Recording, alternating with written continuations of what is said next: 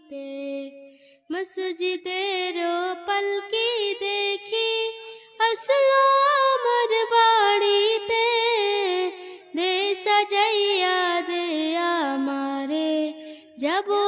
আমার আপন বাড়িতে কালকে ছিল আমি করতাম আমার নিজ মনে আজকে কেন সজন মিল কেন সাজাইলা তোমরা সাজাইলা গো সাদা কাফনে নিজে নিজের কাপড় পরতাম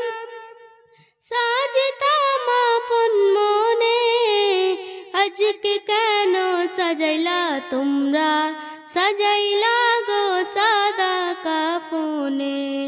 কোথাও যাইবার ইচ্ছা হইলে যেতাম হেঁটে